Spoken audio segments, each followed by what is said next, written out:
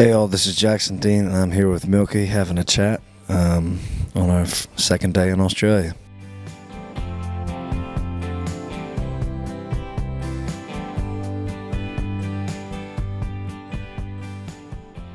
I've been doing this since I was about 13. First record I ever made was with my drummer. It was Mike here, they're all one takes. So I've been doing it a while. What made me want to be here, I guess, I liked the physical reaction my body had to it. I liked making the noise, but having my body be on the same wavelength as it. And when you have men behind you that can hop on the same wavelength and vibration, it's really something awesome. That's the side of it that I was attracted to. As for style and why I am the way that I am, no, I grew up on a dead-end street with a gun range at the end of it, in the middle of nowhere. Yeah, this is where you get where are you coming from here, you know? But yeah. So Don't Come Lookin, that was the first song that my producer and I, Luke Dick, had written. Just the two of us, like, that we were like, okay, this might be good. And by golly, it was. But yeah, usually you can tell, be like, oh, that one would do something, you know. But then, you know, we got other songs like Heavens to Betsy, that are like, well, that's a live track on a song that's not been recorded before, and it's just like a little phenomena. That's more frequent nowadays in the music world. I think little phenomena's happening everywhere. You know, more people seeing things. I think that's what that is. But yeah, a lot of times you can tell, like, be like, oh, that's the one, you know. Then some of them are more just art pieces, you know, which is what we as artists are supposed to be doing. And that's why all the songs sound different, because you give everything that song deserves to it. But yeah, it's been, when I think Jim Murphy told me, he's the runner, he runs Music Choice, like on the TV and stuff. I'm pretty sure he told me I was the one to break that record.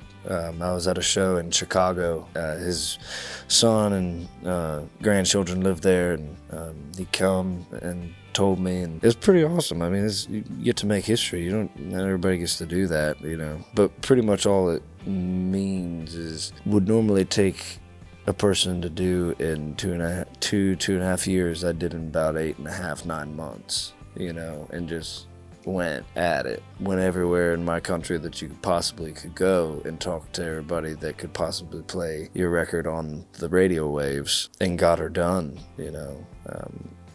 I don't like using the word gratifying, but it is. It's just like, damn right we made history, you know. You have your whole entire life to write your first record, and then you have a year at the most to write the next one, which I just went through, you know.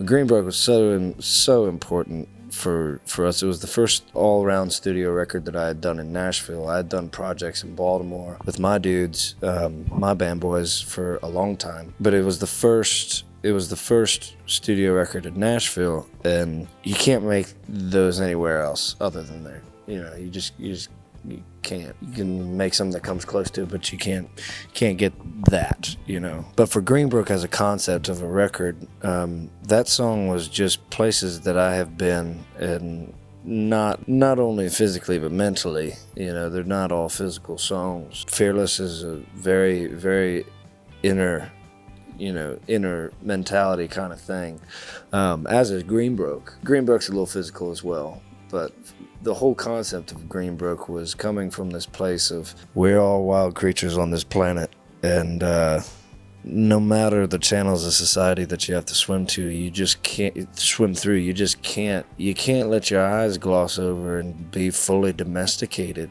you know. I've seen so many people that just have the life taken out of them, you know. And it's not about keeping your wonder or your awe. It's accepting unpredictability.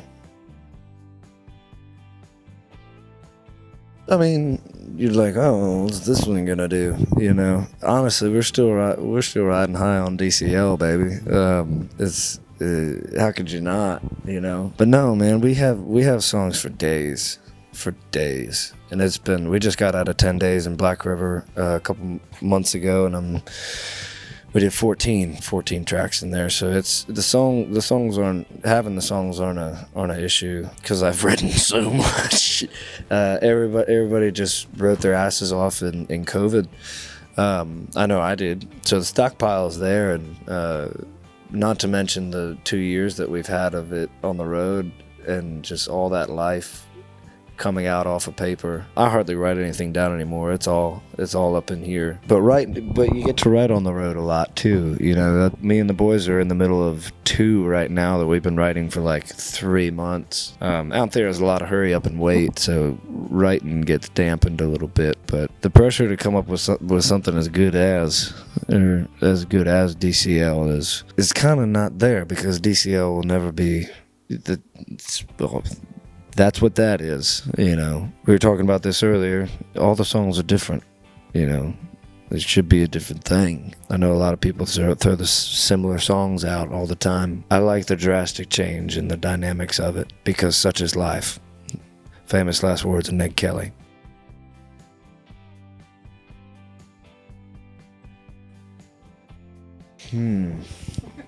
There's about 5 that are in the pile of like, could we run that direction? Could we run this direction? No, the good thing about this record is there's going to be more songs on it than regular, you know, which is kind of the reoccurring theme nowadays. Everybody's dropping giant records of, you know, Morgan did 40 or so. Cody did 20 some, I don't know. Steven Wilson just dropped like a 30-song record. Love Steven, he's great. But yeah, I think what I'm hoping to happen is I think these songs got shots in their own lanes, for sure. There's again, like on Greenbroke, there's no 2 songs the same, which I'm very happy about. I don't know, I have a feeling it's gonna be this song called Free that is about the darker side of freedom. It's a rocker, but it's I have a feeling it might be that one. Either that or Train. And Train is just this vocal, the whole chorus of it is this vocal falsetto that's supposed to emulate the sound of a train. But yeah, you'll understand when you hear it. There is a definite structure to Americana, you know, American music, and music in general now, you know, is just verse, chorus, little solo, little bridge, and then come back to the chorus, you know. That's the program of pretty much everything, right? Getting to take, like, we have songs now where they're just like, Wings was a poem. We're poets, you know. These are, a lot of times you read these down as poems, you know, and then you put music to it, which was pretty much what we did with Wings off of Greenbroke. That was just a short little poem that we scored and just were like, how do we make this ethereal? But yeah, it's there's a definite template for it. It's hard to explain this stuff because, like, yeah, there's a template for it, but like that template moves, especially in terms of like actual composition of your note choices and where you go. Like, our stuff is pretty meat and potatoes, you know. There's no $11 chords in there, you know. There's none of that really. It's just, this is tunage played by but a simple man. It's gonna be moody. We're not at the LED screen kind of stuff yet, but no, that's never been our vibe anyway. We got like some good lights around. There's a lot of guitars. It's just the 4 of us this trip, so it's just, I'm rocking acoustic, lead guitar, drums, and bass. Yeah, it's pretty much a rock show.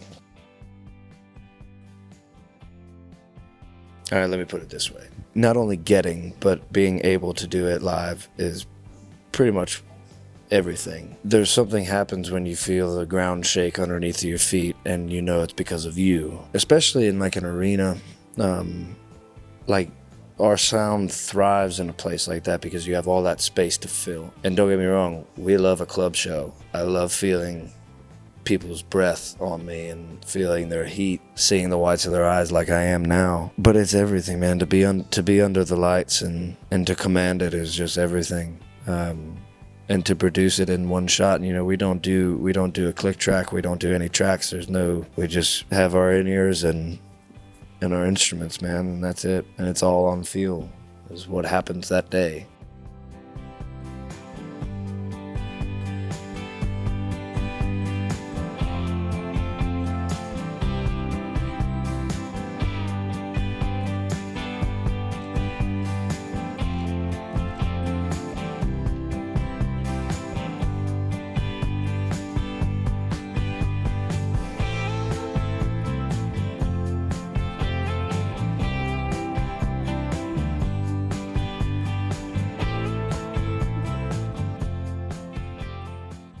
Robert Plant and Cornell. Robert Plant. Junkie Star by Ryan Bingham. Oh, God. That's a great question. Oh, man. Most of my favorite films have really great soundtracks. There's an animated movie that has been my favorite not favorite movie ever, but Treasure Planet. Do you remember that? Yeah, Treasure Planet is so dope. So dope. Try Not to Pass Out. Miley.